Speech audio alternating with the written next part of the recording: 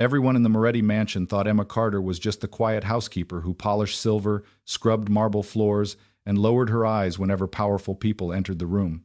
They laughed at her plain dresses, whispered about her curvy body, and treated her like furniture in a palace built on blood money. But one stormy night, while cleaning the private gallery of the most feared mafia boss in Sicily, Emma noticed that a priceless painting hung slightly crooked. Behind it, hidden inside the wall, she found a sealed envelope marked with the old Moretti crest. Inside was a secret will that named an heir no one knew existed and exposed the one person in the mansion willing to kill to keep the truth buried. By sunrise, the housekeeper everyone ignored would become the most protected woman in Sicily, and the mafia boss who never trusted love would refuse to let her out of his sight. The housekeeper nobody saw. Emma Carter had worked inside the Moretti villa for 11 months, 14 days, and 7 hours before anyone important learned her full name. Most people called her the maid, the girl from downstairs, or, when they wanted to be cruel, the round one. She had stopped correcting them somewhere around her 3rd week, after realizing that rich people did not forget names by accident. They forgot names because remembering them would make cruelty less convenient. The villa stood high above the Sicilian coast, all white stone, iron balconies, marble floors, and windows tall enough to make sunset look like something purchased rather than received. From the outside, it appeared beautiful.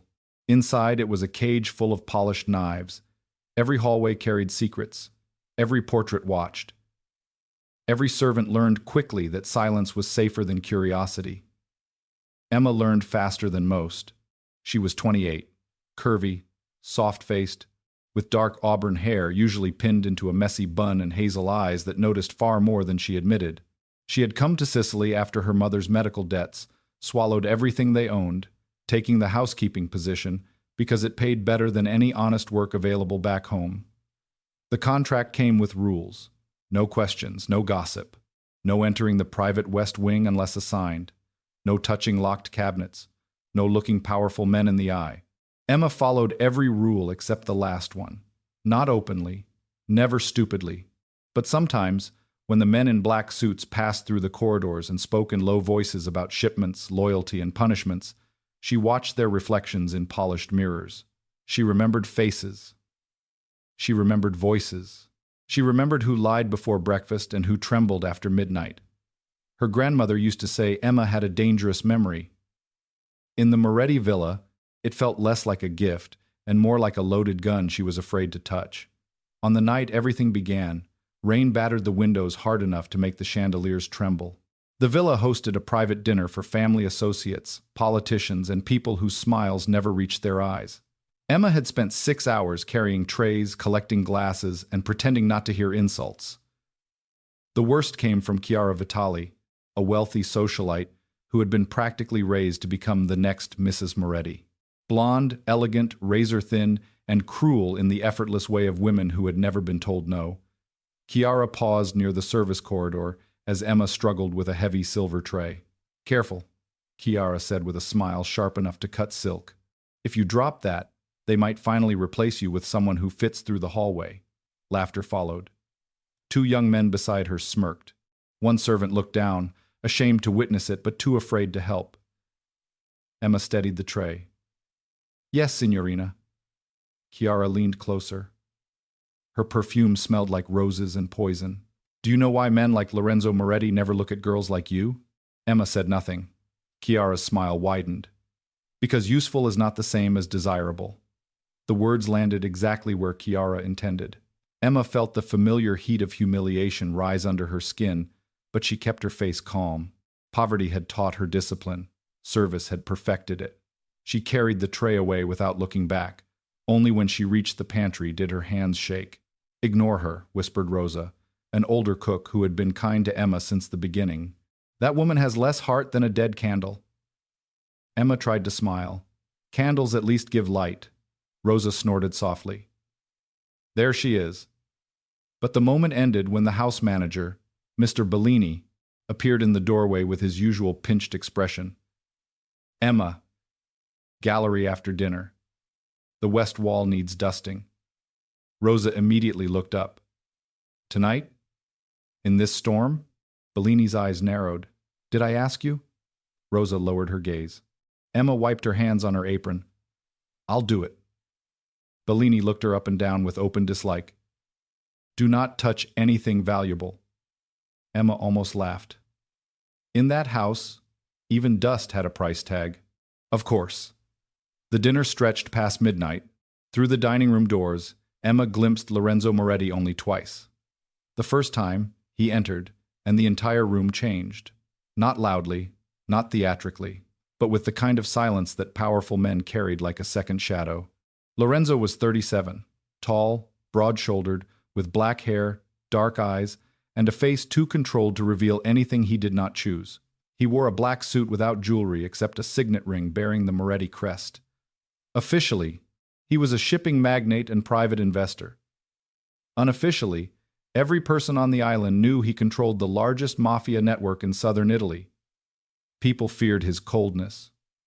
Women admired his face. Men obeyed his voice. Emma had once seen him dismiss a corrupt supplier with 5 quiet words and watch the man's entire business collapse before morning. Lorenzo Moretti did not raise his voice because the world moved before he needed to. The second time Emma saw him, Chiara stood at his side, her hand resting lightly on his arm, as if ownership could be performed into truth. Lorenzo did not remove her hand.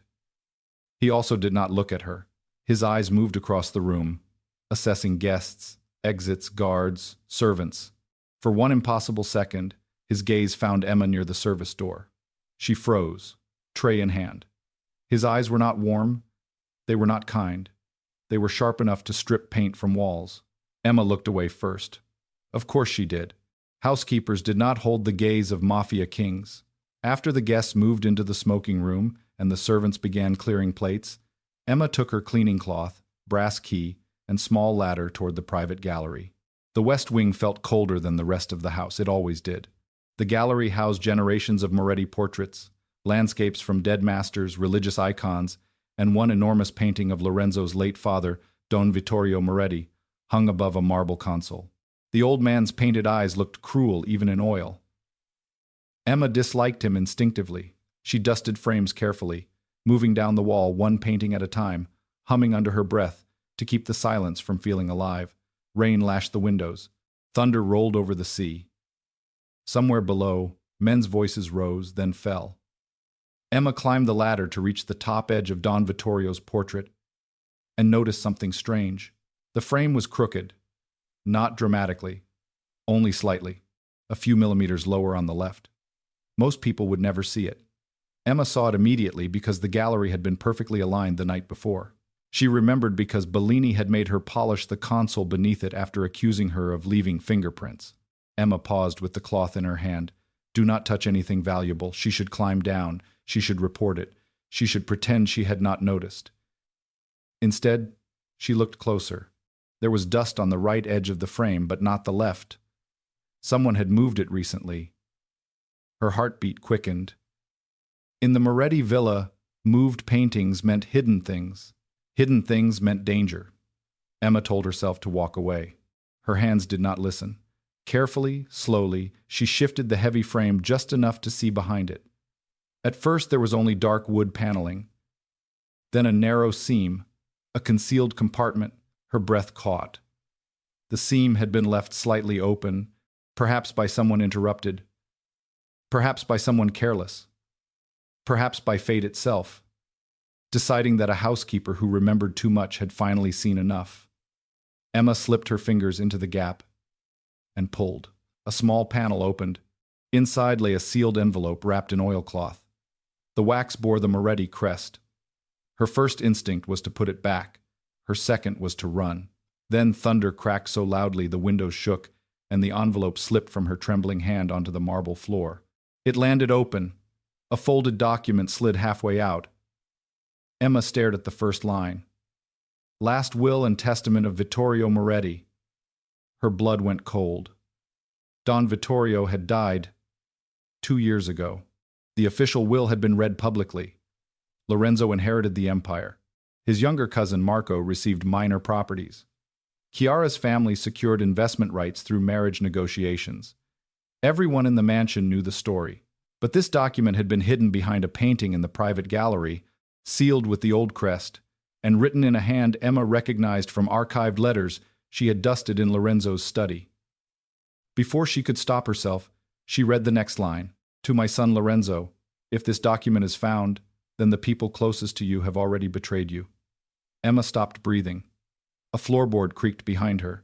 She spun around, clutching the document to her chest. A man stood at the gallery entrance. Not Bellini, not a guard, Lorenzo Moretti himself. For several seconds neither moved. Rain hammered the windows. The crooked portrait loomed behind her. The hidden compartment gaped open like an exposed wound. Lorenzo's gaze moved from Emma's face to the envelope in her hands. His expression did not change, but the room seemed to lose temperature. "What?" he said quietly. "Are you holding?" Emma opened her mouth.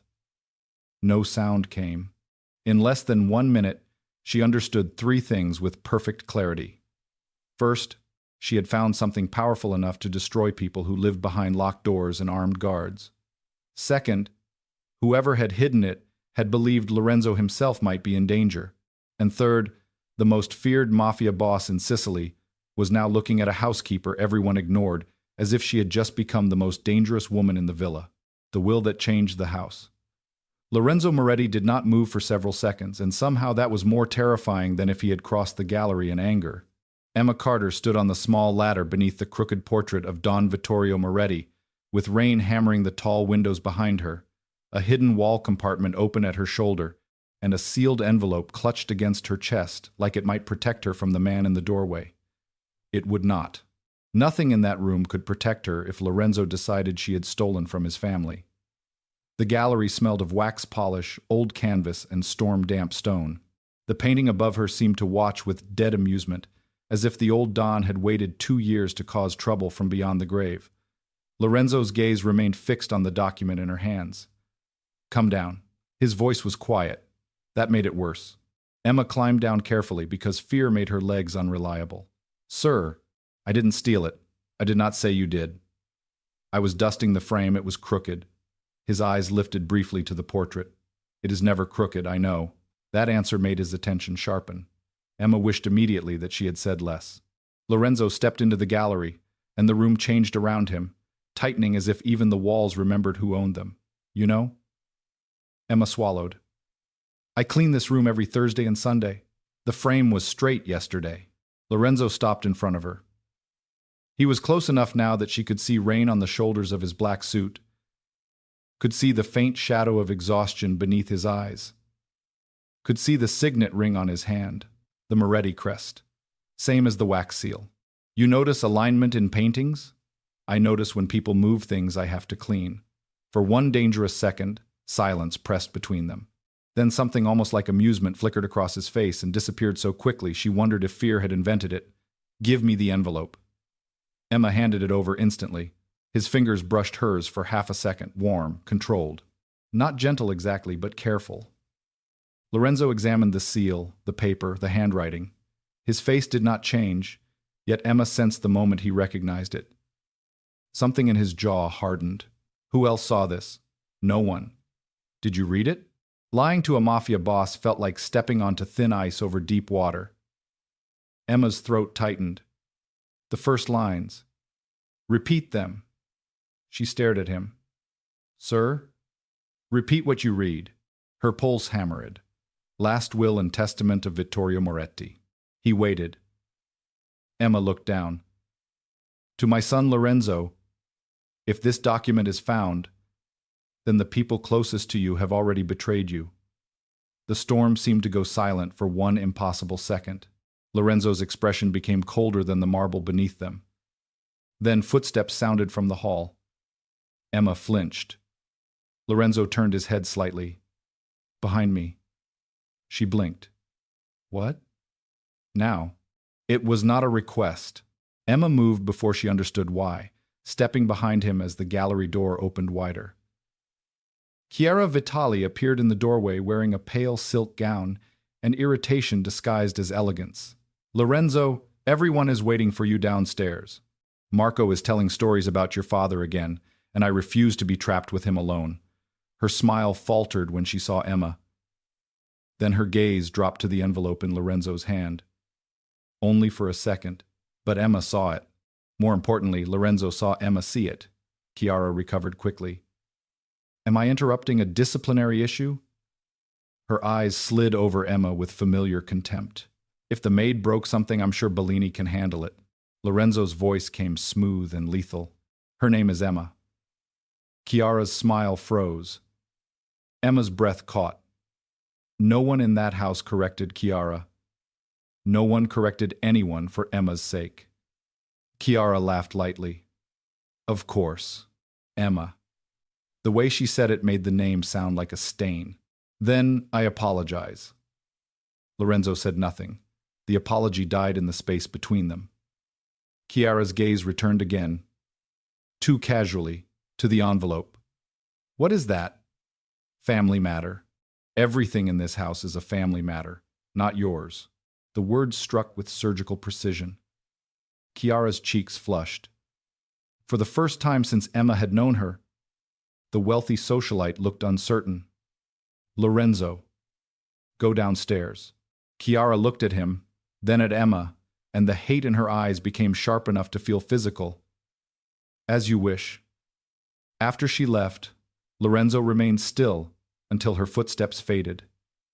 Then he turned to Emma. You saw her look at the envelope. Emma considered lying again. Gave up. Yes. And? She recognized it. Lorenzo's eyes narrowed slightly. Why do you think that? Emma's hands twisted in her apron. She looked at the wax seal first. Most people would look at the paper or ask why I was here. She looked at the seal like she already knew what it meant. Lorenzo stared at her for several seconds. You see too much. Emma almost laughed, but fear stopped her. That has never been considered one of my better qualities. In this house, it may keep you alive. The words chilled her. He turned toward the hidden compartment behind the portrait. Close it. Emma obeyed with trembling hands. Lorenzo placed the envelope inside his jacket. You will come with me. Sir, I should finish cleaning. No. Mr. Bellini answers to me. The reminder was unnecessary and absolute. Lorenzo led her from the gallery through a private passage she had polished 100 times but never entered. Instead of returning to the main halls, he took her toward his private study, a room forbidden to servants unless summoned. Emma had cleaned the outer office twice under Bellini's supervision, but she had never crossed the inner threshold.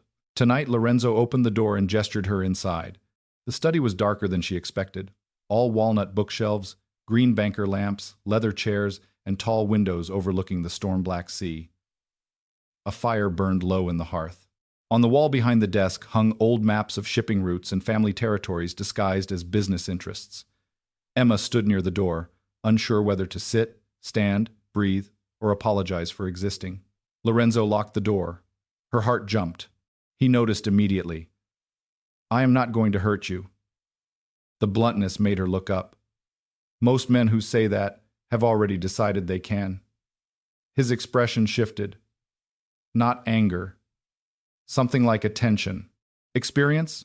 Observation. Both? I suspect. Emma said nothing. Lorenzo moved behind the desk and carefully opened the envelope with a knife so thin it looked ceremonial. He unfolded the will. The fire cracked.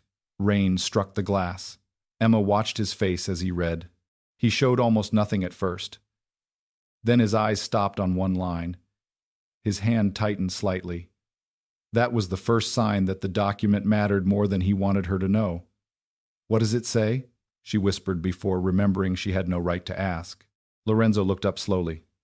Sit. I shouldn't. Sit, Emma. The way he said her name made something strange happen inside her chest. Not warmth exactly. Recognition. As if, for 1 second, she existed fully in a room where people usually saw through her. She sat on the edge of the chair opposite his desk.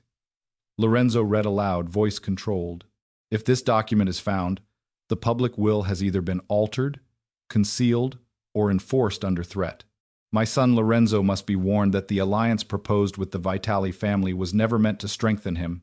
It was meant to cage him. Emma's stomach tightened. Chiara, Lorenzo continued, I leave this second will in the event my death comes before I can correct my greatest sin.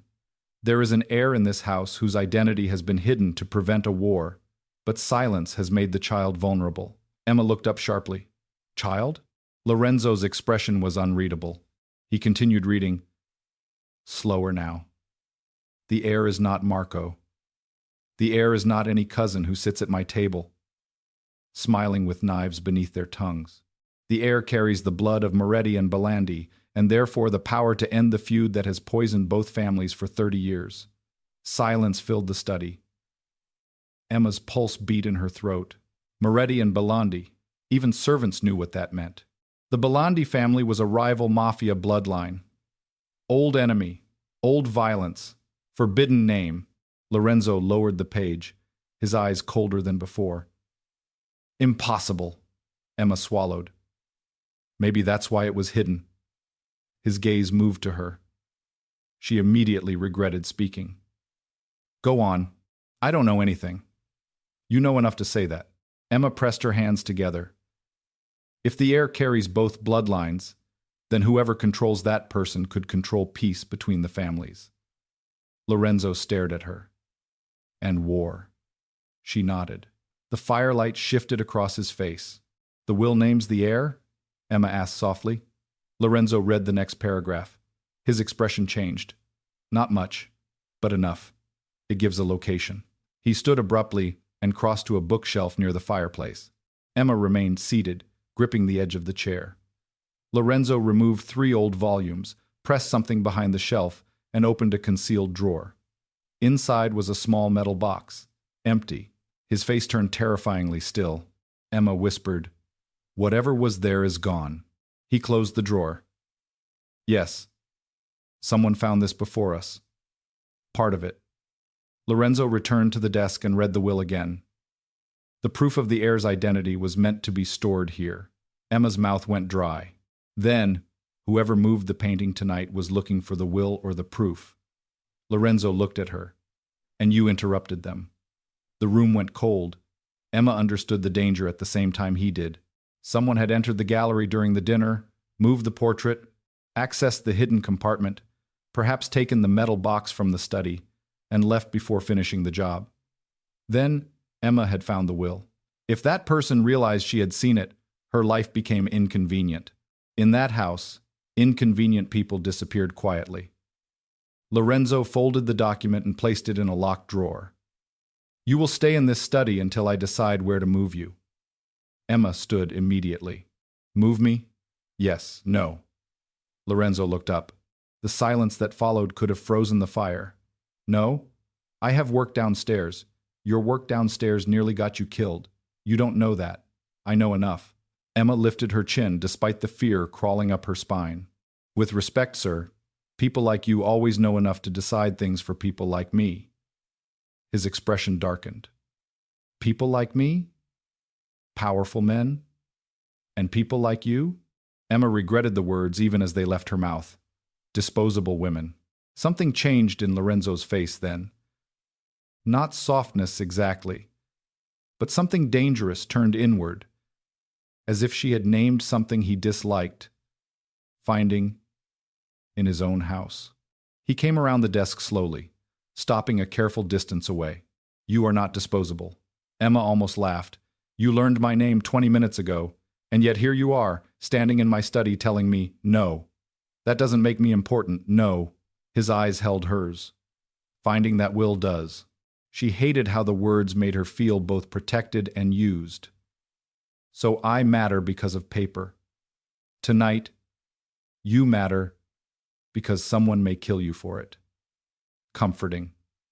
I am rarely comforting. Despite herself, a nervous laugh escaped her. It surprised them both. The sound faded quickly when a knock struck the study door. 3 short taps. Lorenzo's hand moved toward the gun beneath his jacket. Who? Dante. The door opened to reveal Lorenzo's head of security, a tall, older man with a scar across one eyebrow and the patience of someone who had survived too many dangerous families. His eyes flicked to Emma, then to Lorenzo. We have a problem. Lorenzo's voice sharpened. What? Dante held up a small cloth bundle, found in Bellini's office. Emma's heart sank. Bellini, the house manager. Dante unwrapped the bundle on the desk. Inside lay a brass key, a torn strip of oilcloth matching the envelope, and a photograph of Emma cleaning the gallery earlier that week. On the back, written in black ink, were 4 words. The maid found it. Emma's breath stopped. Lorenzo picked up the photograph slowly. For the first time since she entered the study, his control cracked enough for pure fury to show through. Where is Bellini? Dante's expression hardened. Gone. Silence. Somewhere below, the dinner guests laughed, unaware that the house had just become a battlefield. Lorenzo turned toward Emma. His voice was quiet, absolute, and terrifyingly protective. From this moment, you do not leave my sight. Emma wanted to argue. She truly did. But her own photograph lay on his desk like a death sentence, and somewhere inside the storm-soaked villa, the person who knew she had found the secret will was already moving. The girl in the staff room. Emma Carter spent the rest of the night inside Lorenzo Moretti's private study, sitting in a leather chair that probably cost more than her mother's hospital bills, while armed men searched the villa for the missing house manager. She did not sleep. She barely breathed. Every sound beyond the locked doors made her shoulders tighten. Footsteps in the hallway, radios crackling, rain hitting the glass, distant voices rising and falling like the house itself was whispering secrets through its walls. Lorenzo did not leave either. He stood near the fireplace with the secret will spread across his desk, reading it again and again, as if the words might change if he stared long enough. Dante came in and out with updates, each one worse than the last. Bellini's office had been emptied of personal effects. His car was gone. 2 security cameras near the staff corridor had been disabled for 7 minutes during dinner. Someone had accessed the private study before Emma found the will. Someone had removed the metal box that should have held proof of the secret heir. And someone had known almost immediately that Emma had discovered the envelope. By 3 in the morning, the villa felt less like a mansion and more like a chessboard after the first piece had been sacrificed. Emma sat very still, hands folded in her lap, apron stained with dust from the gallery wall. She knew she looked ridiculous in that room. A housekeeper in a plain black dress and white collar, soft body squeezed into a uniform never designed for comfort, worn shoes tucked beneath a chair, polished enough to reflect candlelight. Lorenzo's world was tailored suits, old bloodlines, and quiet violence. Hers was laundry schedules, unpaid debt notices, and pretending insults did not bruise. Yet the secret will lay on the desk between them, binding her to him in a way neither of them had chosen. "You should rest," Lorenzo said without looking up. Emma blinked. His voice startled her after so much silence. "I don't think I can." "Try." She almost smiled. "Is that an order?" His eyes lifted. The firelight caught the dark edges of them. "Would you obey it?" "Probably not." Something shifted across his face, almost invisible. Then no. She looked down quickly, unsettled by the strange warmth that followed such a dangerous exchange. This was absurd. He was the most feared man in Sicily. She was the housekeeper who found a document she should never have touched. There was no warmth here. Only fear wearing softer clothes because exhaustion made people foolish. The study door opened, and Dante entered carrying a sealed evidence bag. "We found Bellini's ledger." Lorenzo straightened. "Where?" "Staff quarters, hidden beneath floorboards." Emma's pulse quickened. Dante placed the bag on the desk. Inside was a small black notebook filled with dates, initials, and payment amounts. Lorenzo flipped through it silently. "Payments from Vitali accounts," Dante said. Emma's stomach tightened. "Chiara." Lorenzo's face revealed nothing. That made it worse. "Dates?" "The last 11 months. Lorenzo's gaze moved briefly to Emma. She understood why. 11 months. The same amount of time she had worked in the villa. Why would Chiara's family pay Bellini for 11 months? Emma asked softly, then immediately wished she could take the question back. Dante looked at Lorenzo. Lorenzo looked at her. "Because Bellini was watching someone," Lorenzo said. Emma's throat went dry. "Me?" "Possibly." "Why?" No one answered. That was worse than any answer. Lorenzo closed the ledger. "Where is Chiara now?" In the East guest suite, Dante replied. Under observation. She denies everything. Of course she does. Dante hesitated. She asked why the maid is still in your study. Lorenzo's voice became cold. Her name is Emma. Dante's eyes flicked to Emma, with something like approval before he nodded. I told her that. Emma looked away, embarrassed by how much that mattered. Dawn crawled over the sea like a pale warning. The storm finally weakened, leaving the villa washed in gray light. Servants were gathered in the main hall and questioned one by one. Emma remained upstairs under guard despite her protests. By breakfast, the entire household knew something had happened. By mid-morning, rumors had mutated into poison. Emma heard fragments through the study door when guards changed shifts. She stole from the gallery. She seduced someone important. She opened a family vault. She was being punished. She was being protected. That last one was whispered with the most disbelief. Around noon, Lorenzo finally opened the study door and said, "Come." Emma stood too quickly. "Where?" "Staff quarters." Her heart lurched. "Why? You said you remember details. That doesn't mean I want to inspect crime scenes. I do not recall asking what you wanted." She gave him a look before she could stop herself.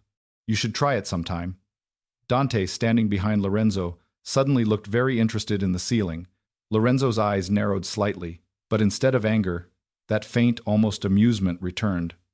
"Fine. Emma, will you come to the staff quarters and tell me what everyone else missed?" She swallowed. "Yes." "Better?" "Marginally." Dante coughed. Lorenzo ignored him. The staff wing looked completely different in daylight. Narrow halls, low ceilings, chipped paint hidden from guests, the practical skeleton beneath the villa's luxury skin. Emma knew every corner. The laundry room where Rosa hid biscuits. The cracked sink that no one repaired. The back staircase servants used to disappear before the family noticed them. Bellini's office stood at the end of the corridor, small and severe, smelling of ink, old coffee, and cheap cologne. Papers had been removed. Drawers opened. Floorboards lifted. Emma stepped inside slowly. Lorenzo watched her from the doorway. Dante stayed behind, giving her space. At first, nothing stood out. Bellini had always kept the office obsessively neat. Too neat, Emma realized. A man who bullied maids over fingerprints would not leave dust under a desk untouched unless he never moved the desk. She crouched, ignoring the way her uniform pulled uncomfortably. Under the desk, near the wall, a line of dust had been disturbed. This was moved recently. Dante stepped closer. "The desk?" Emma nodded. Bellini never moved furniture. He said servants who rearranged things were thieves trying to hide laziness. Lorenzo's jaw tightened at the insult embedded in the memory. Emma pretended not to notice. Dante and a guard shifted the desk. Behind it, scratched into the wall near the floor, was a small symbol, a rose inside a circle. Lorenzo went still. Emma noticed immediately. "You know it. Vitali crest. Chiara's family." The air thickened. Emma touched the wall lightly. "It's fresh. The plaster dust is still pale." Dante photographed it. Lorenzo stepped closer. "Bellini marked this?" Emma shook her head before thinking. "No." Both men looked at her. "Why?" She pointed toward the scratch marks. "Bellini was neat. This is careless, angry. Like someone used a hairpin or a ring edge." Lorenzo's eyes darkened. "Chiara wears a rose ring." Emma remembered it instantly. Gold, delicate, always tapping against wine glasses when she wanted attention. Yes. The discovery should have made things clearer. Instead, Emma felt more uneasy. Chiara was cruel. Yes. Ambitious, certainly. But scratching her own family crest behind Bellini's desk felt too reckless, too obvious. Or maybe rich criminals were just arrogant enough to believe servants never looked behind furniture. As they left the office, a young maid named Lucia grabbed Emma's sleeve from the laundry doorway. Her face was pale. "Emma," she whispered. "Not here," Emma murmured. Lucia's eyes darted toward Lorenzo and Dante. "Please, I have to show you something." Lorenzo noticed immediately. "What is it?" Lucia shrank back at his voice. Emma gently touched her arm. It's all right. Lucia looked unconvinced, but she led them into the linen room and closed the door halfway. From beneath a stack of folded sheets, she pulled a small velvet ribbon, blue, faded, embroidered with the initials E.M. Emma stared at it. Something cold moved down her spine. "Where did you get that?" Lucia whispered. Bellini kept it in his drawer. "I saw it once when he sent me for keys. I thought it was strange because—" She hesitated. Emma's voice came out thin. "Because what?" "Because it looks like the ribbon from the baby clothes in the old nursery." The room went silent. Old nursery. Emma had cleaned that room only once, under strict supervision. It had been locked afterward. No children lived in the villa. No children were ever mentioned. Lorenzo's face changed with disturbing stillness. "What old nursery?" Lucia went pale. "I shouldn't have said that." Lorenzo's voice was quiet. "What old nursery?" Emma answered before the maid collapsed from fear. "West Tower, 3rd floor, locked room with pale blue wallpaper. There are covered cribs inside." Lorenzo turned slowly toward her. "You have been inside?" "Once. Bellini ordered me to clean it after a leak." "When?" Emma thought back. 4 months ago. Why was I not told?" Lucia looked like she wanted to vanish. Emma didn't know how to answer. The ribbon in her hand felt suddenly heavier than fabric should. E.M. Moretti? Emma Moretti? No. Impossible. Her name was Carter. Her mother was American. Her father had died before she was born, at least according to everything she had been told. She was nobody's heir, nobody's secret, nobody's missing child. Yet the will spoke of an heir hidden inside the house, and Bellini had watched someone for 11 months, exactly the length of Emma's service. Lorenzo stared at the ribbon. Dante. Dante was already moving. West Tower? Lorenzo nodded. Now, they found the nursery locked behind a door disguised as part of the corridor paneling. The key from Bellini's office fit perfectly. Inside, time had been preserved beneath white sheets, a small crib, a painted rocking horse, a wardrobe full of old baby clothes, a faded mural of the sea. Dust floated through the air like ash. Emma stood just inside the door, unable to move. She did not know why the room hurt to look at. Lorenzo walked to the wardrobe and opened it. Inside, several garments bore embroidered initials. E.M. Emma's hands went cold. Dante searched the drawers. Boss. He lifted a photograph. Lorenzo took it. His expression changed. Emma could not see the image until he turned it slowly toward her. The photograph showed a young woman holding a baby wrapped in a blue blanket. The woman's face was partially turned away, but the baby wore the same ribbon Lucia had found. On the back was a date, 28 years ago. Emma's age. Beneath the date were 3 words written in Don Vittorio's hand. Protect the girl. Emma stepped back. Her shoulder hit the wall. No. Lorenzo looked at her, and for the first time since she had met him, the cold mafia boss looked genuinely shaken. Emma. She shook her head. No. That isn't me. We don't know that. I said no. Her voice cracked. The room seemed too small, the air too old, the past too close. She turned toward the door, but Lorenzo caught her wrist gently before she could run. Not hard, not trapping, just stopping her long enough to meet his eyes. Listen to me. Let go. He did immediately. That surprised her enough to stop her. His voice lowered. Whatever this means, you are not alone in it. The words should not have mattered. They did, terribly. Before Emma could answer, a crash sounded from the hallway. Dante drew his weapon. A guard shouted. Then smoke began seeping under the nursery door. Fire. Someone had set fire to the West Tower. Lorenzo moved instantly, grabbing Emma's hand and pulling her toward the exit. Flames licked up the far corridor. Guards shouted through smoke. Emma coughed, clutching the photograph. In the chaos, she saw a figure disappear down the service stairs. Blonde hair, pale silk. Chiara. The message was unmistakable.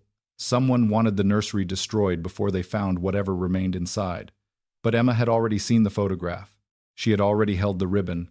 And as Lorenzo dragged her through smoke toward safety, she understood with sickening certainty that the secret heir hidden inside the villa might not be someone she needed to find. It might be her, the name that was not hers. Emma Carter learned that smoke had a way of turning every truth into something blurred and half-real. One moment she was standing inside the old nursery with a blue ribbon in her hand, and a photograph that suggested her entire life might be a lie. The next, Lorenzo Moretti's hand was locked around hers, pulling her through a corridor filling with black smoke while alarms screamed through the West Tower. Flames crawled up the old wallpaper behind them, eating through pale blue flowers painted for a child no one admitted had ever existed. Guards shouted from somewhere ahead. Dante barked orders through a radio. Emma stumbled over the hem of her uniform, coughing hard enough to tear her throat, but Lorenzo never let go. He moved through the smoke like a man who had memorized every danger in the world and decided none of them had permission to touch what was under his protection. "Stay low," he ordered. Emma tried. The photograph crumpled slightly in her fist. Her eyes burned. Heat pressed against her back. Then the corridor ahead burst with sparks as an old curtain caught fire, cutting off the main exit. Lorenzo stopped so abruptly Emma nearly hit him. Behind them, more smoke thickened. For one terrible second, they were trapped. Lorenzo turned toward the wall, pressed his hand against a carved wooden panel, and shoved. Nothing happened. His jaw tightened. He shoved again. The panel opened inward, revealing a narrow servant passage Emma had never seen despite cleaning that wing for months. "Go." She did not argue this time. They moved through the passage sideways, stones scraping her shoulder, smoke following like a living thing. At the end, Lorenzo kicked open a concealed door and pushed Emma into a cold stairwell where fresh air hit her lungs so sharply she almost sobbed. They descended 2 flights before guards reached them. Dante appeared at the landing, face grim. "The West Tower is sealed. Fire crew is moving." Lorenzo's first answer was not about the building. Chiara. Gone from her suite. Emma coughed, gripping the railing. "I saw her." Both men turned. Her voice was rough from smoke. Near the service stairs. Blonde hair. Pale silk. Dante cursed softly. Lorenzo's expression went dangerously still. Find her. Already doing it. The next hour unfolded inside controlled chaos. The fire was contained before it reached the main gallery, but the old nursery was destroyed. The crib, the baby clothes, the painted mural, the hidden drawers, all reduced to ash. If Emma had not carried the photograph and ribbon out in her hand, there would have been nothing left to prove the room had mattered. She sat in the medical room beneath a wool blanket while a doctor checked her lungs and a maid dabbed soot from her cheek. Lorenzo stood nearby, refusing to leave despite 3 different people requesting his attention. His suit jacket was scorched at one sleeve. There was a thin cut near his jaw. Emma noticed, because noticing him had become impossible to stop. "You should let them look at that," she said, nodding toward the cut. The doctor froze as if Emma had pointed out a flaw in a loaded weapon. Lorenzo looked at her. "This? Unless you have another bleeding face." Dante, standing by the door, suddenly looked down at his phone with great intensity. Lorenzo touched the cut lightly. "It is nothing. So is smoke inhalation until it isn't." For a second, the room seemed to hold its breath. Then Lorenzo sat in the chair beside her without a word, allowing the doctor to clean the cut. Emma looked away quickly, unsettled by the obedience she had somehow pulled from him. The doctor worked fast, hands trembling only slightly. When he finished, Lorenzo dismissed him and turned back to Emma. "Show me the photograph." She hesitated. The image felt dangerous now, not because of what it showed, but because of what it might take from her. Still, she handed it over. Lorenzo studied it under the medical room lamp. A young woman holding a baby. Blue ribbon. Don Vittorio's handwriting. "Protect the girl." "Do you recognize the woman?" he asked. Emma shook her head. "No." "Are you sure?" Her fingers tightened around the blanket. "I think I would remember my own mother." His gaze softened by one almost invisible degree. "Would you?" The question hurt more than it should have. Emma's mother, Ann Carter, had been kind, tired, and full of silences. She had loved Emma fiercely, but there had always been locked places in her grief. When Emma asked about her father, Anne said he died before she was born. When Emma asked why they moved so often, Anne said work. When Emma asked why she never had baby pictures before age 2, Anne cried and said some memories had been lost in a flood. Emma had believed her because children believe the person who tucks them in at night. Now, sitting beneath a mafia boss's roof with soot in her hair and a 28-year-old photograph in his hand, she wondered whether love and lies could live in the same house. "My mother raised me," she said quietly. "That makes her my mother." Lorenzo nodded once. "Yes." The immediate agreement surprised her. "You believe that?" "Blood builds claims. Love builds truth." Emma looked at him then, really looked, and wondered what kind of man said something like that while ruling a world built on blood. The moment broke when Dante entered. "We found Chiara." Lorenzo stood. "Where?" "Private dock." She claimed she was frightened by the fire and tried to leave for safety. Emma let out a humorless laugh before she could stop herself. Both men looked at her. "Sorry," she said. "It's just very convenient terror." Lorenzo's mouth almost curved. "Bring her to the East Salon." Chiara arrived 30 minutes later, wrapped in a silk coat, hair still perfect despite her supposed panic, eyes glittering with offended dignity. Emma stood beside Lorenzo near the fireplace because he had told her to stay close, and because, after nearly burning alive, she no longer had the energy to argue. Marco De Luca was already there, arms crossed, watching with too much interest. Several senior guards stood near the walls. Rosa hovered at the doorway until Dante quietly allowed her in. Chiara's gaze locked onto Emma first. Hatred flashed before she covered it. "This is absurd. I was nearly killed in that fire too," Emma murmured. "From the private dock?" Chiara's eyes sharpened. "Excuse me?" Lorenzo's voice cut through the room. "You were seen near the West Tower service stairs." "By whom?" Emma felt every eye turn toward her. Chiara smiled slowly. "Her?" The single word carried all the contempt of the night before. The maid. The round one. The disposable girl. "Lorenzo, please." "She has every reason to lie. She was caught inside a forbidden nursery, and then a fire starts. Isn't it obvious?" Emma's stomach dropped. There it was. The frame. "You think I set the fire?" Chiara tilted her head. "I think poor girls do desperate things when they see a chance to become important." The words landed hard. Emma felt them. Of course she did. But before shame could take root, Lorenzo moved one step closer to Chiara. The air in the room changed instantly. Careful. Chiara's face paled, but she did not stop. "You are letting a servant manipulate you." Lorenzo's voice lowered. "Her name is Emma. I know her name." "Then use it correctly." Silence cracked across the salon. Emma stared at him, startled by the quiet fury in his tone. Chiara recovered with visible effort. "Fine." Emma found a hidden will. "Emma saw me near a staircase." Emma conveniently carries the only surviving proof from a room she should not have entered. At what point do we question Emma? Lorenzo looked at Dante.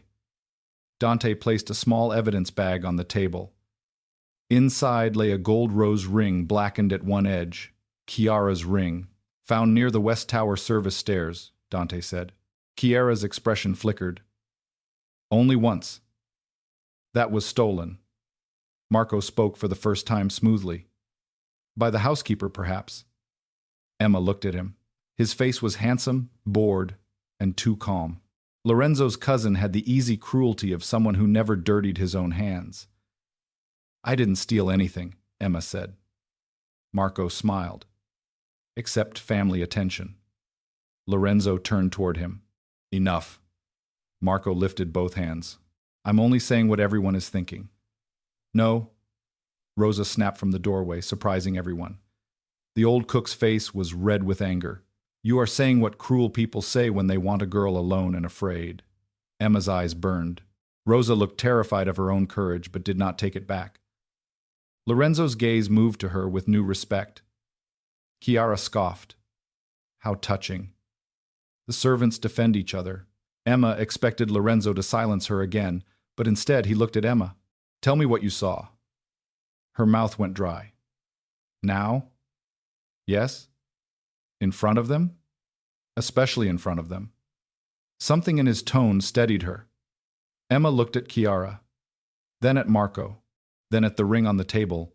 The person I saw had blonde hair and pale silk. She moved like she knew the West Tower corridors. But she hesitated, Lorenzo noticed.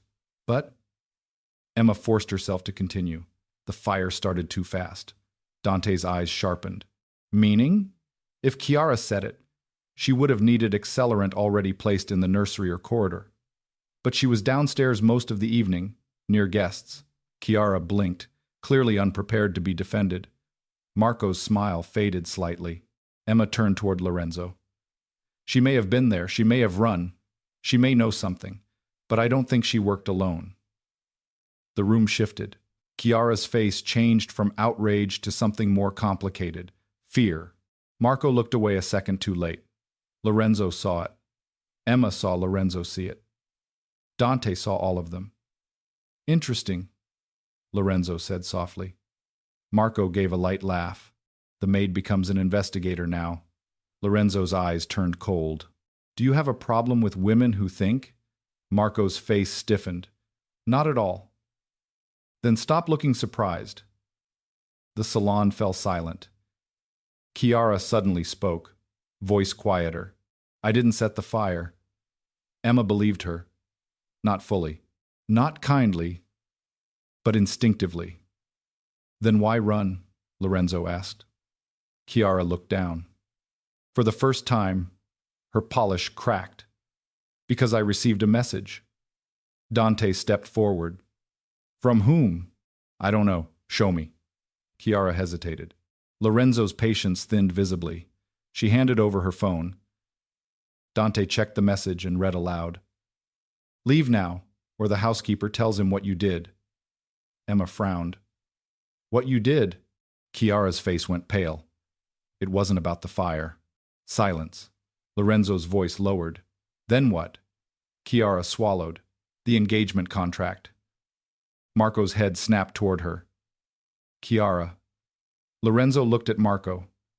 The warning came too late. Chiara seemed to realize at the same moment that fear had made her reveal something bigger. The Vitali contract wasn't just marriage, she whispered. It transferred voting control if Lorenzo married me before the second will surfaced. The room went silent. Lorenzo's face became unreadable. Marco closed his eyes briefly, furious. Emma felt the pieces shifting again. The will warned that the Vitali alliance was meant to cage Lorenzo. Chiara knew about the contract. Marco knew she knew. Bellini had watched Emma. The nursery held proof of a hidden girl. Someone set the fire to destroy it. Who drafted the contract? Emma asked quietly. Everyone turned to her. Chiara's lips trembled. Marco. Marco exploded. Liar. Lorenzo moved before anyone else could. Not violently, not yet, but with such cold authority that Marco stepped back. You drafted a contract to transfer control of my voting rights through marriage? Marco's face went pale, then angry. It was for the family. Which part? Lorenzo asked. The part where you stole from me, or the part where you burned a nursery? I burned nothing. Emma watched him closely. He was furious, but not panicked enough. He didn't set the fire either. Lorenzo turned toward her. Emma. She knew that tone. Careful. But the thought had already formed. Marco wanted the contract. Chiara wanted status. Bellini watched me. But the fire. She looked toward the blackened rose ring. The fire was meant to make all of us accuse each other. Silence. Dante nodded slowly. A third player. Lorenzo's expression hardened. Bellini. Perhaps. But Emma wasn't sure. Bellini was cruel, secretive, and gone. Yet the message to Chiara, the hidden metal box, the immediate photograph of Emma, the timing of the fire, all felt orchestrated by someone who knew the villa better than a house manager and feared the secret heir more than anyone else. Before she could say so, Dante's phone rang. He answered, listened, and went still. Boss. Lorenzo did not look away from Marco. What? Dante's gaze shifted to Emma. We found records from Emma's employment file. Emma's stomach tightened. What records? Dante hesitated. Your passport copy, birth certificate, references. All forged. The room tilted. Emma gripped the back of a chair. No. Dante's voice softened slightly. The name Emma Carter begins 26 years ago. Before that, nothing. Her breath came too fast. 26 years ago. Not 28. 2 missing years. No baby pictures before age 2. Her mother's silence. The ribbon marked EM. The photograph. Protect the girl. Lorenzo stepped toward her immediately. Emma. She shook her head, backing away. No, that's not possible. Chiara looked stunned. Marco looked afraid. Truly afraid now. Then Dante said the final sentence that made every face in the room change. There was another document hidden inside the file. Lorenzo's voice went deadly quiet. What document? Dante held up a folded paper, sealed with faded blue wax. A baptism record. Emma stared at it. The name written across the old page was not Emma Carter. It was Emilia Moretti Bellandi, and beneath it, listed as godfather, was Lorenzo Moretti's father. The blood beneath the name. The baptism record lay on Lorenzo Moretti's desk like a blade wrapped in old paper. Emilia Moretti Bellandi. The name seemed impossible and yet unbearably intimate, as if some buried part of Emma Carter's soul had heard it before and spent 26 silent years pretending not to answer. She stood in the east salon with soot still clinging to her sleeves, a blanket around her shoulders, and everyone staring at her as though she had transformed in front of them. Chiara's face had gone pale. Marco looked angry enough to kill. Rosa crossed herself under her breath. Dante watched the room instead of the document, one hand near his weapon. Lorenzo stood closest to Emma, not touching her, but near enough that anyone who tried to reach her would have to pass through him first. That should have made her feel safer. It did. That frightened her almost as much as the baptism record. This is a mistake, Emma said, though her voice sounded too thin to convince even herself. My name is Emma Carter. Lorenzo's gaze softened slightly. It may still be. No. It is.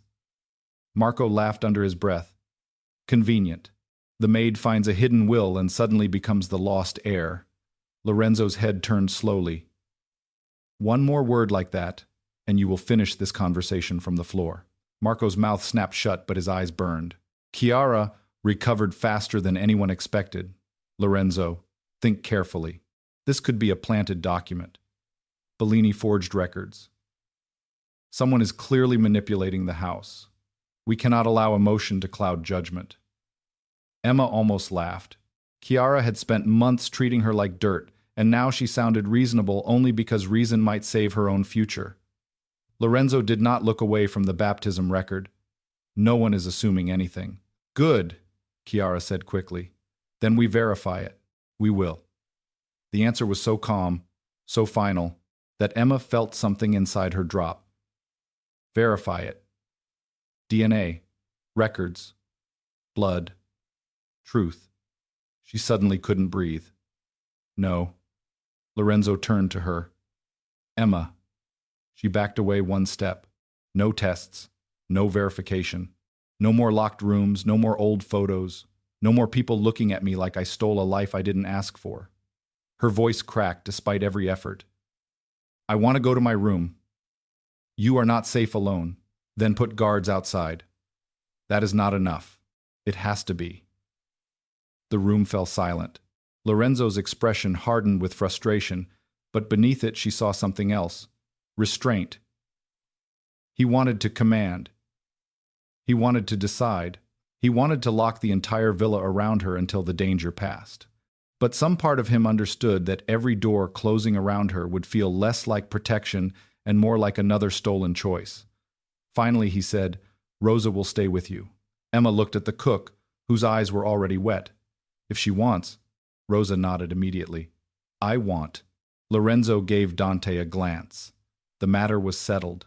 Emma left the salon with Rosa beside her and 2 guards behind them, but she felt Lorenzo's eyes on her back until the corridor turned. Her small staff room had never looked so precious. Narrow bed, chipped wardrobe, one window facing the laundry courtyard, a tiny shelf with her mother's old photograph, and the rosary Rosa had given her. Nothing gold, nothing inherited, nothing that could start a war. Emma sat on the bed, folded the blanket around herself, and stared at her hands. My mother lied to me, she whispered. Rosa sat beside her. Maybe she protected you. Everyone keeps saying protection like lies. Stop hurting if the reason is noble. Rosa's face softened. No. They still hurt. That simple honesty broke Emma more than comfort would have. She cried then, quietly at first, then with her whole body shaking while Rosa held her like a daughter. She cried for the woman who raised her, for the baby in the photograph, for the name Emma Carter and the name Emilia Moretti Belandi and the terrible space between them. She cried because Chiara might be right and the document might be false. She cried because it might be true. Meanwhile, downstairs, Lorenzo began tearing apart every lie in his house. Blood samples were ordered discreetly from preserved Moretti family records, from old Belandi medical archives, from anything legally or illegally obtainable within hours. Dante sent men to retrieve Emma's employment file, passport copies, payroll documents, hospital records tied to Ann Carter, and old immigration records from 26 years earlier. Bellini's ledger was copied. Chiara's phone was searched. Marco's movements during the fire were reconstructed minute by minute. By evening, the villa had entered the strange silence of a house waiting for proof that could destroy everyone inside it. Emma stayed in her room until sunset. Rosa brought soup. Emma barely touched it. The guards outside spoke softly, then fell silent whenever she moved. She hated being watched, hated needing it, hated that somewhere in the villa people were discussing her blood as if it were property. When a knock came just after dusk, she expected Rosa. Instead, Lorenzo stood outside holding a small wooden box. The guards looked away immediately. "May I come in?" he asked. The question startled her, not because of the words, but because she knew he meant them. Emma wiped her face quickly. "Since when do you ask? Since you told me powerful men should." She stared at him, then stepped aside. He entered her room carefully, and somehow the space became both smaller and more real. Lorenzo Moretti did not belong among chipped furniture and folded aprons. Yet he looked at nothing with disdain. Not the narrow bed, not the worn shoes beneath it, not the cheap blanket, or the cracked wash basin. His eyes stopped briefly on the photograph of Ann Carter. "Your mother?" Emma nodded. "Yes." He placed the wooden box on her small table. "This was in my father's private archive. Dante found it after comparing the symbol on the baptism record." Emma stared at the box. "I don't want more secrets." "I know. Then why bring it? Because this one belongs to you." She looked up. That answer frightened her into silence. Inside the box was a tiny silver bracelet with the initials EMB engraved on the clasp. Wrapped beneath it was a letter addressed to Ann Carter. Emma recognized her mother's name immediately. Her throat tightened so sharply she could barely breathe. "No." Lorenzo's voice came low. "You don't have to read it tonight." Emma almost laughed through the pain. "You really are trying." "Badly, apparently." "No." She touched the letter with trembling fingers. "Too well." Lorenzo said nothing as she opened it. The handwriting was unfamiliar. Don Vittorio's. The letter thanked Ann Carter for taking the child across the ocean, promised payment for safety, warned that neither Moretti nor Belandi blood could be trusted while the old feud remained alive, and ended with a line that made Emma press a hand over her mouth. "If Emilia survives long enough to ask who she is, tell her she was loved by more people than danger allowed her to know." Emma folded forward, the letter shaking in her hands. Lorenzo knelt in front of her, still not touching. "Emma." "She knew," Emma whispered. "My mother knew." "Yes. She lied every day." Her voice cracked. "And she loved me every day." Lorenzo's face changed. "Both can be true." She looked at him through tears. "How do I forgive that?" "You don't have to tonight." The answer reached her more deeply than advice would have. He wasn't asking her to be noble. He wasn't asking her to accept destiny. He was simply giving her time. That was new. That was dangerous. Before either could speak again, shouting erupted in the hall. Lorenzo stood immediately. The door opened and Dante appeared. "Boss!" Lorenzo's expression hardened. "What? The baptism record is missing?" Emma stood too fast, dizziness hitting her. "What?" Dante's jaw tightened. It was sealed in the evidence room. Camera went dark for 90 seconds. Record is gone. Lorenzo turned cold. Marco. Likely. Emma grabbed the bracelet and letter from the table, suddenly protective of everything she had not wanted minutes before. If the record is gone, can you still verify it? Lorenzo looked at her. Yes. But he will try to destroy anything else. The photograph. Secured. The ribbon. Secured.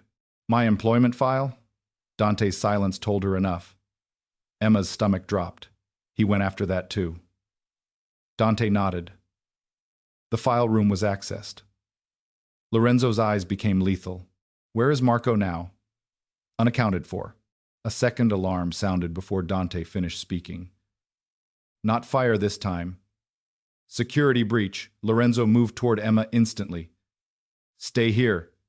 She caught his sleeve. No, Emma. If Marco wants to destroy proof of who I am, then I need to know what he takes. Lorenzo's eyes locked onto hers. This is not safe. Neither is hiding in this room while men erase me. The word stopped him. For a moment, the dangerous mafia boss and the frightened housekeeper stared at each other in the small servant room where every part of their worlds should have stayed separate.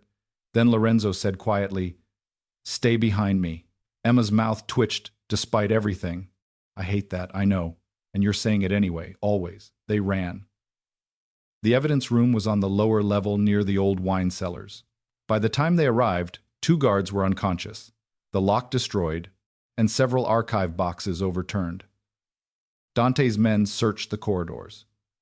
Lorenzo entered first, weapon drawn. Emma followed despite the pounding in her chest. Papers littered the floor. The sealed case holding the baptism record was empty.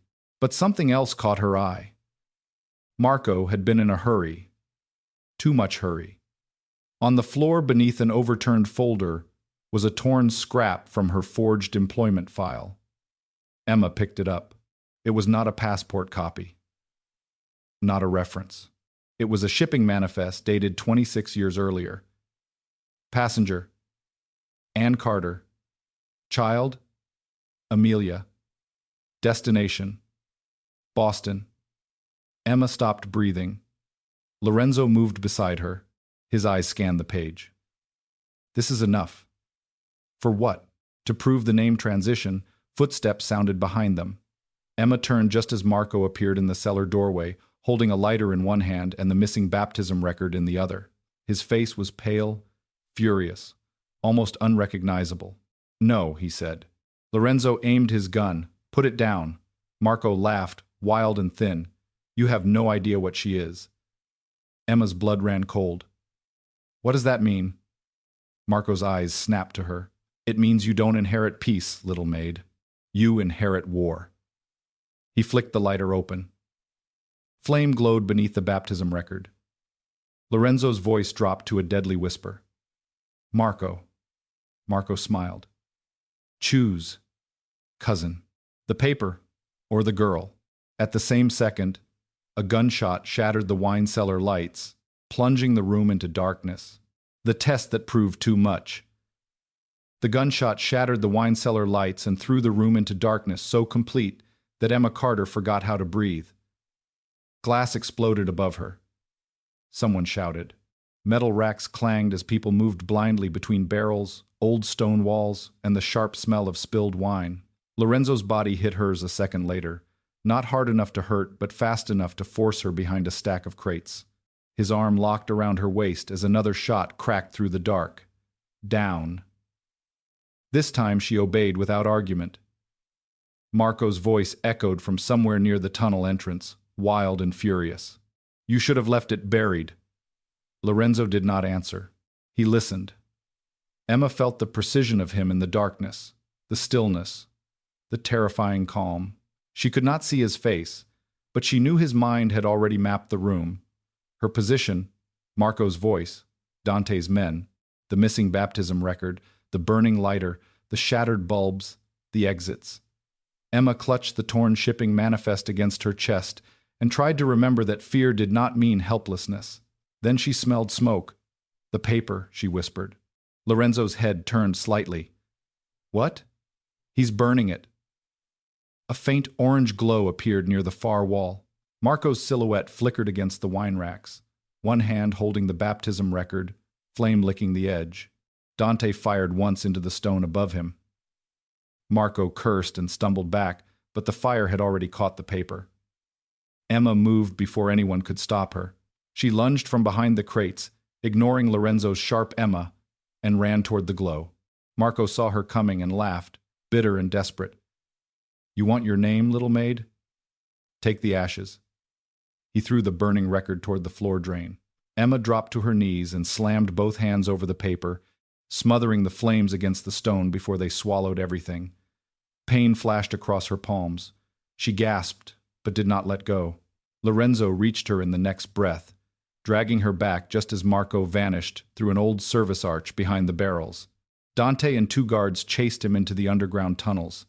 The room remained dark, except for emergency lights flickering red along the ceiling. Lorenzo turned Emma's hands over. "You burned yourself. Only a little." His jaw clenched. "You ran toward fire. It was my name." The words silenced him. Her voice broke on the last syllable, not from pain, but from the unbearable truth of it. "My name. Not Emma Carter. Not fully. Not anymore." Emilia Moretti Belandi half burned beneath her blistered palms, fragile as a surviving ember. Lorenzo stared at her for a moment with an expression she could not read. Then his voice lowered. "Your hands first. The paper second." Emma wanted to argue. The pain began pulsing too sharply to allow it. He lifted her carefully and carried her to the nearest table despite her embarrassed protest. "I can walk," I noticed. "Then put me down." "No. You enjoy that word too much. With you, yes." Under any other circumstances, the reply might have made her laugh. Tonight, it made her heart stutter. Which was worse. A medic arrived with a portable light and treated her palms while Lorenzo stood close enough to block half the room from view. Dante returned 10 minutes later, breath sharp with frustration. Marco escaped through the lower tunnel. He had help. A car was waiting beyond the olive grove. Lorenzo's eyes turned lethal. "Bellini?" Dante nodded. "Likely." Emma looked up. "So Marco and Bellini are working together?" Dante hesitated. "At least temporarily." Lorenzo's gaze sharpened. "You think there is more?" "The tunnel route was cleared before tonight. Someone knew we would search the evidence room. Someone knew Marco would need an exit." Emma looked down at her bandaged hands. "A third player." The phrase from earlier returned like a chill.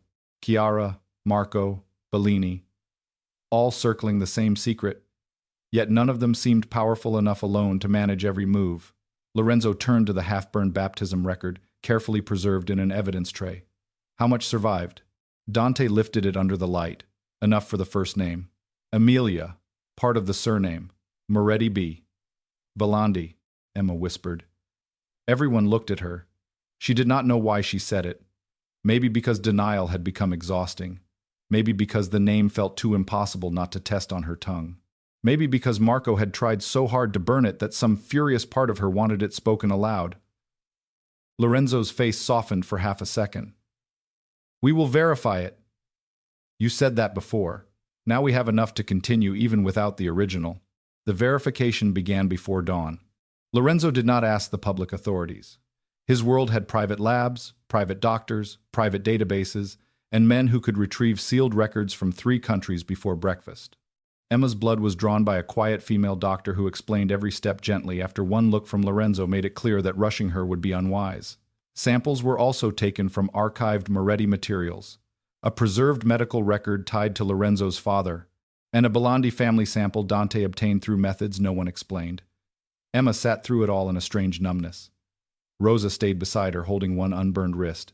Lorenzo stood near the door, pretending he was not watching every needle, every label, every gloved hand. "You can go," Emma told him once. "No, that wasn't even a question." "I know." The doctor wisely focused on the vials. By morning, the villa buzzed with rumors too loud to contain. The housekeeper had burned her hands saving a document. Marco had fled. Bellini was missing. Chiara had not slept. Lorenzo had guards outside Emma's room, and had personally ordered half the staff to stop calling her the maid unless they wanted their final paycheck delivered with an escort.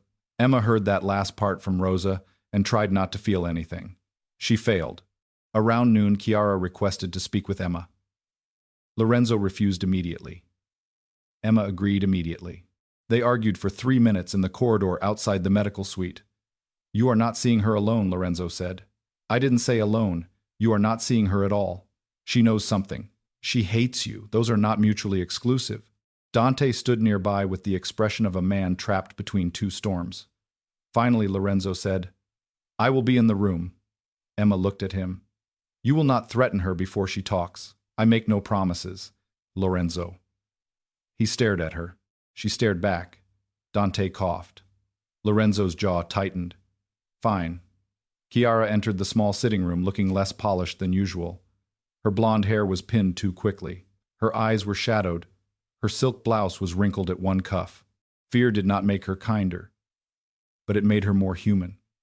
She looked at Emma's bandaged hands and something unreadable crossed her face. "Did he do that?" Emma shook her head. "I did. Saving the record." Chiara looked away. "Of course you did." Lorenzo's voice cut in. "Speak." Chiara flinched despite herself. Emma glanced at him. He looked only mildly apologetic, which was to say, not at all. Chiara drew a breath. "Marco came to me 6 months ago. He said Lorenzo's father left a document that could ruin the Vitali alliance." Lorenzo's expression turned cold. "And you did not tell me." Chiara's chin lifted. "Would you have believed me?" "No," Lorenzo said. The honesty seemed to wound her more than a lie. Emma asked gently, "What did he want from you?" Chiara hesitated. "Access. My family had old Belandi contacts. He needed a symbol, documents. Enough to make it seem the Belandi side was plotting against Lorenzo." Emma's mind moved quickly. "To make the heir look dangerous." Chiara looked at her then. Really looked. "Yes." Silence. "Did you know it was me?" Emma asked. Chiara swallowed. "Not until last night." That answer felt true. "Then why did you mock me?" Chiara's face flushed. Lorenzo went very still. Emma hadn't planned to ask. The question had escaped from someplace older and more tired than strategy. Chiara looked down. "Because you were easy to hurt." The answer struck the room with ugly honesty. Emma's throat tightened. Chiara continued, voice smaller. "And because Lorenzo noticed you before he knew why." Emma froze. Lorenzo's eyes sharpened. "Chiara, it's true," she said bitterly. "He saw things. Little things. You remembering which guest took sugar. You correcting flower placement without being asked. You listening instead of gossiping. I hated it." Emma did not know what to do with that.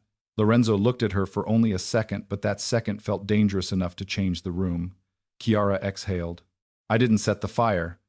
I ran because Marco sent the message, and I thought he would frame me. I didn't know Bellini had already started." "Started what?" Dante asked. Chiara looked at him. "The erasure." Emma's pulse quickened. "What does that mean?" Chiara reached into her sleeve and pulled out a small folded paper. "Bellini kept copies. I stole this from his office weeks ago in case Marco betrayed me. Lorenzo took it first, scanned it, and his face hardened. Then he handed it to Emma. It was a list of names, dates, and locations tied to Ann Carter's movements across Europe and America. At the bottom, written in Bellini's hand, were the words, "If Emilia is confirmed, terminate before counsel." Emma went cold. Terminate. Lorenzo was across the room before anyone else reacted, his hand closing around the back of a chair so hard the wood creaked. Chiara stepped back. "I didn't write it." "No," Lorenzo said softly, "but you kept it." Chiara's face crumpled slightly. "I was afraid." Emma looked at the paper again. "Before counsel." "What counsel?" Dante answered.